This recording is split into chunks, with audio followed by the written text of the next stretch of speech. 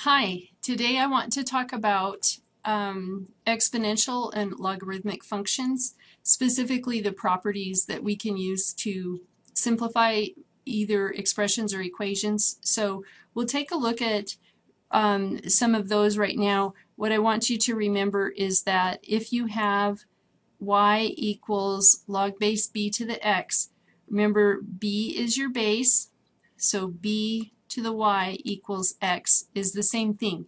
So those are equivalent expressions, and we can use those to kind of work through some of these problems where we're given one of the properties. We can use this basic definition of logarithms to help us solve the problem. So if I have log base b, then that means equals, we'll say y, then that means b to the y equals b. And what do you have to raise b to get itself? Well, the answer is going to be y equals 1. So if we have log base b of b, that equals 1. And you can look at it another way. This is the quick way I always look at it, and that's log of a base to the same thing. It's b, log base b of b. They sort of cancel each other, and you're left with a 1. So that's a quick way to look at it. The official way is what I just did. So if I have log base 3 of 3, that's going to come to a 1. Log base 10 of 10, I still have the same base to the same number here, so again 1. ln of e, remember ln of e means log base e, it's the natural log, remember, of e, and so I have the same base and the same number there, so again it's coming to a 1. Okay, next property. So I have log base b of 1. Let's just take a look at that. Log base b of 1, and we don't know what it equals, let's say.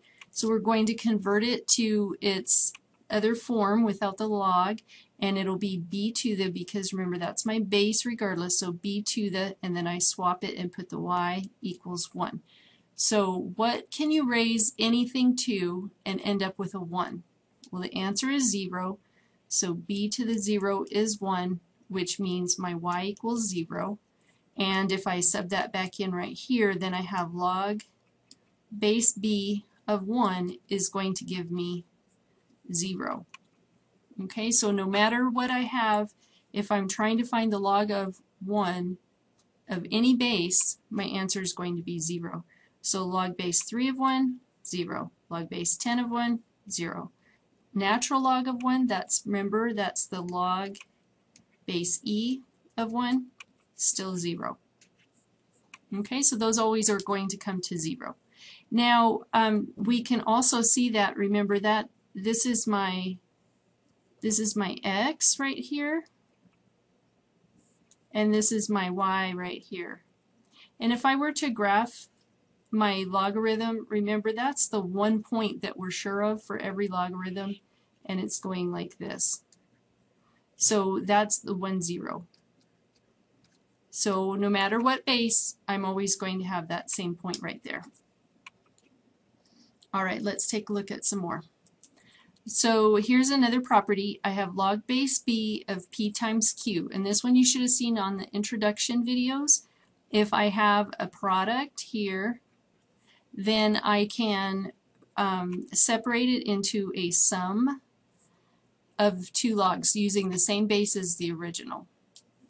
Okay, and here's a way we can kind of work it out. So if we say that p we're going to let equal b to the x, that means we can sub it in there, and q we're going to let equal b to the y, we'll sub that one in there, and then what we're going to have is log base b of b to the x times b to the y.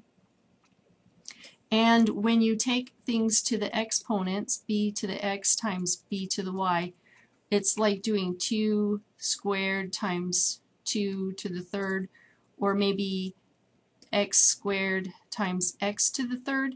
And remember, we just add our exponents, 2 plus 3, and this one would be 2 to the 2 plus 3.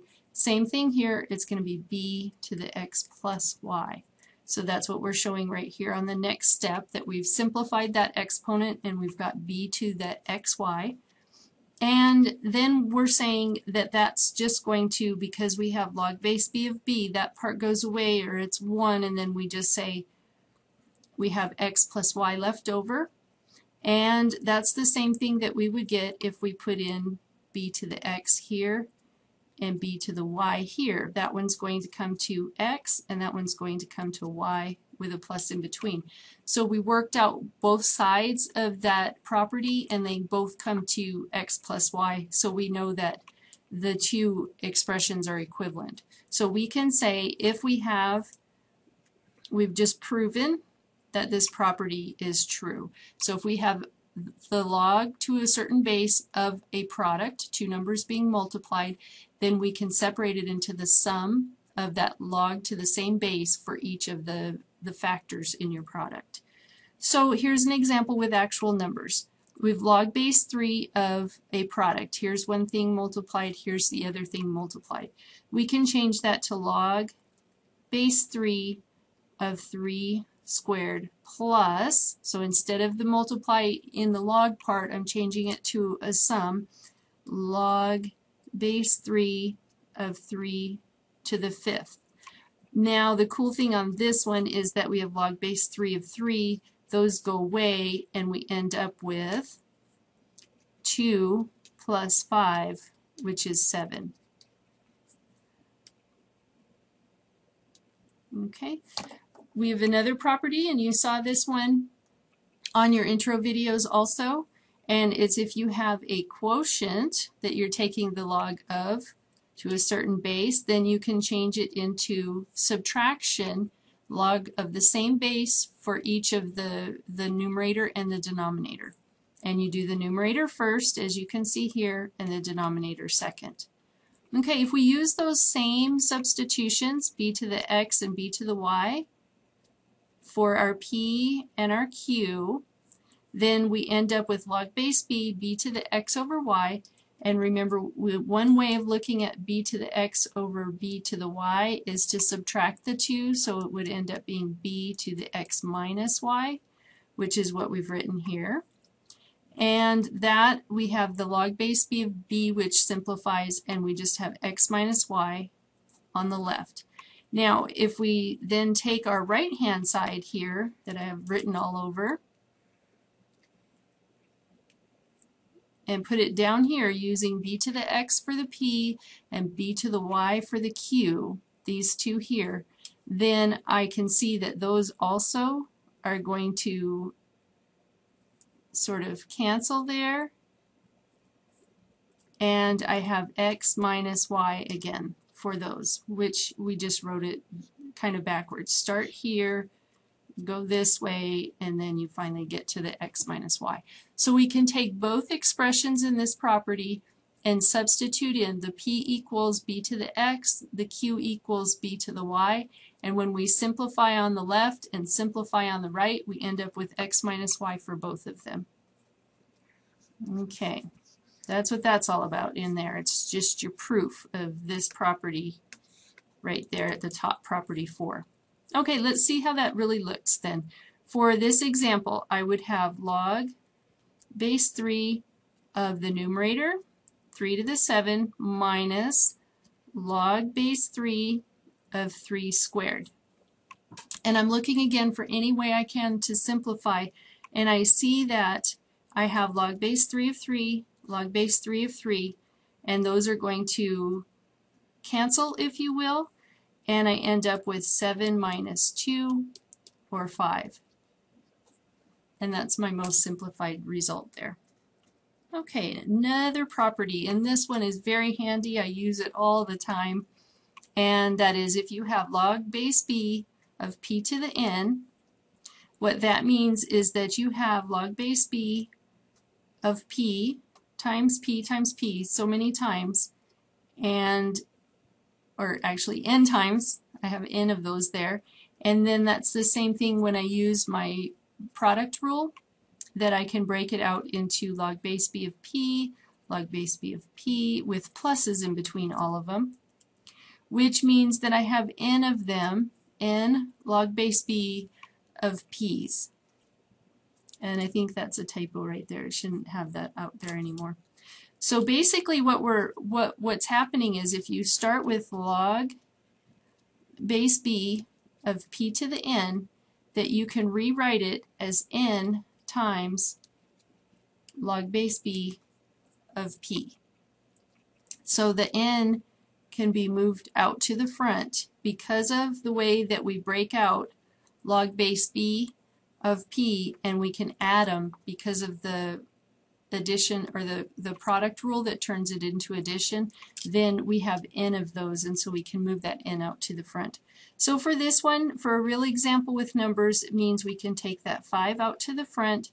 So we'll write it as 5 times log base 3 of 7. And that's a more simplified form. We can pull the 5 out, or if we started the other way and had 5 log base 3 of 7 and we wanted to do something where we were using the product rule or the quotient rule, we might move the 5 up. It's equivalent to go the other direction too. So we could then say, oh, okay, now it's log base 3 of 7 to the 5th. And we could go either direction with these properties. Now here's the properties all written out. I think we went through most of them. What we want to do is use sums and differences to simplify these expressions somewhat. So for this one, I see I have a quotient. So I can use the quotient rule, and that means change it to subtraction. So I'll change it to log base b of the numerator, p squared q to the 5th, minus log base b of the denominator, m to the 4th, b to the 9th. And now I've taken care of the divide, so now I'm looking at each of these parts that we're taking log base b of, and it's a product, so I'm going to use the product rule. Let's write that out. Use the product rule. And I'm going to then write that first one as log base b of p squared plus log base b of q to the 5th. That's for the first term. I've rewritten this p squared q to the 5th, that whole term, as a sum. Now I'll do the same thing to the last one. I just have to be careful about that minus, so I'm going to put it out front because it belongs to the whole log base b of m to the 4th, b to the 9th. So inside there I'll have log base b of m to the 4th plus log base b of b to the 9th. Finish out my parenthesis there. And I can see I have one that's going to simplify further, so I'm going to take care of it. Log base b of b is going to change, and I'll just have that 9 there. All the other ones, I want to bring the exponent out to the front here, and then I need to make sure I distribute the negative to both of the terms that came from my denominator. Now my next step will look like this. 2 log base b of p plus 5 log base b of q. And then I'm distributing, so I have negative, and then pull the 4 out to the front, 4 log base b of m. And then my sign changes because I'm distributing the negative, so minus 9. And that is my complicated solution. There's no like terms here, so I can't combine anything. All right, let's look at the next one.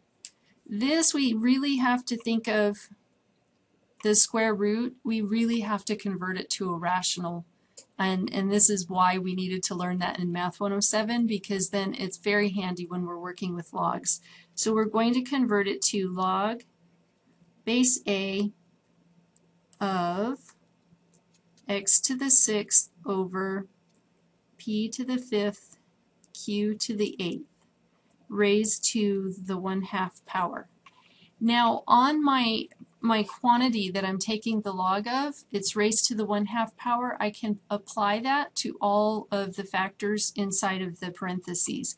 And I might go ahead and just do it that way. So it's going to apply to everything, and then I can just deal with the division and the multiplication next. So I'm going to change it to log base A, and my numerator is going to be x to the 6 over 1 times 1/2 over p to the 5 over 1 times 1/2 q to the 8 over 1 times 1/2. Now 2 of those are going to simplify. The other one I'm going to be stuck with a fraction, but that's okay, we can handle it. So I'll rewrite one more time. Log base A is going to be x to the 3rd over p to the 5/2 q to the 4th. So I just went ahead and multiplied my fractions. Now I can see it a little more simplified. I want to handle that division first. Remember, that converts things to subtraction. So I'm going to have log base A of x cubed minus, and it's going to be a quantity because I've got 2 things there. So log base A of p to the 5/2 q to the 4th. And inside my square brackets then I want to change that because I have a product, and I really should have parentheses there. I have a product, so I want to change that to using the product rule, which will change my logs to addition inside my square brackets. So I have log base A of x cubed minus, keeping that minus outside for now, log base A of p to the 5/2 plus log base A of q to the 4th. Now I can distribute. I've got 2 things I want to do, just like on the last problem, and I think we can do them both at the same time. Move the 3 out to the front, move the 5/2 out to the front, and move the 4 out to the front, and then also I want to distribute the negative inside, and I should be finished at that point. I don't see any log base A of A's on here, and they are all log base A, so there's no further simplifying in that manner. So I have 3 log base A of x minus 5/2 log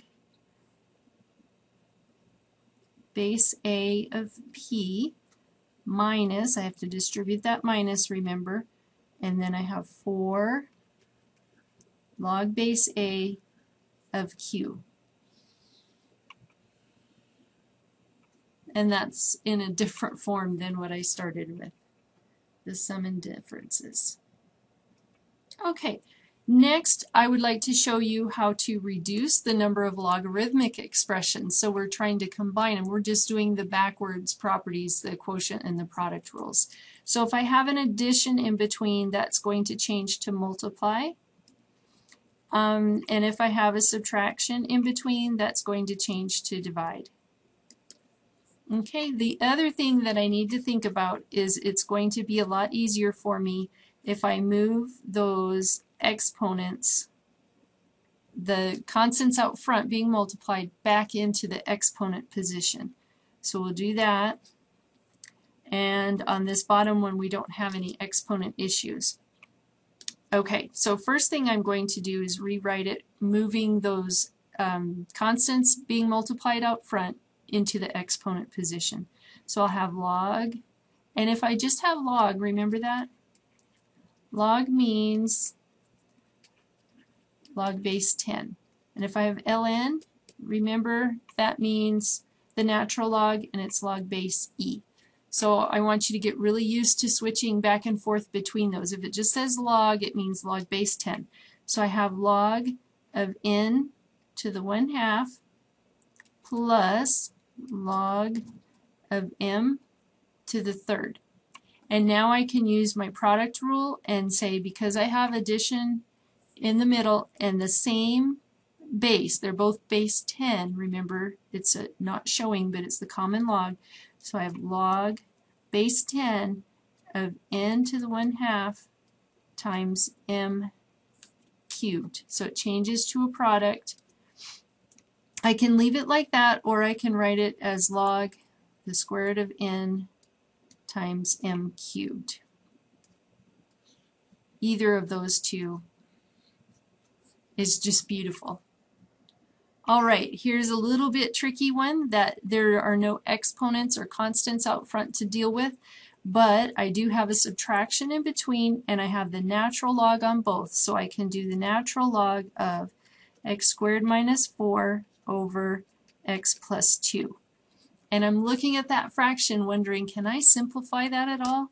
And I know I can definitely factor, so in the numerator I'm going to change it to x plus 2, x minus 2, and put it all over x plus 2, which was there. And then we can definitely see the x plus 2's are going to simplify, and I am left with the natural log of x minus 2. Okay, now for your homework, I want you to remember,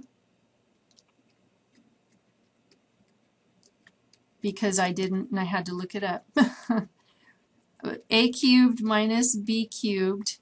If we have that, we can factor that. Remember, it's going to be a minus b, and then the next factor is a squared plus ab plus b squared. Okay, and if we have a cubed plus b cubed, remember, figure out what your a and your b are, and then we have a plus b that matches the first, and then a squared minus ab plus b squared. Okay, so remember these signs. Let's see if I can do it in a different color pen. These signs happen just the same. The first pair, those signs match. And then this one is opposite of what your original. And this one is also opposite. Okay, I don't know if you remembered the difference in sum of cubes when you're factoring, but there's your quick review. You will need it for your homework. Last part here, we want to write each expression as one logarithm. So to do that, I'm looking at this. It is e to the log base e of 3. Now I know that I can move that. No, I don't think I can actually. What I do on these is just e to the log base e is the same thing for me. It reduces the same as if you have log base e of e. How those go away, that's the same thing here. E to the log base e undoes itself, and you just have a 3 left over. So that one is a 3. Same thing here. This, remember, log, it's your common log, and it's log base 10 of 10 to the x. I have a couple of ways I can think about that. I can think about moving the x to the front, and so I have x log base 10 of 10, and log base 10 of 10 is just 1, so times x is just x. That's one quick way to look at it. Usually I look at that and say log base 10 of 10, bam, gone, my answer is x. And there's the reasoning behind it right there. Okay, that's it. Now remember, you do have a worksheet for homework, and you have work in my math lab. So get them both done.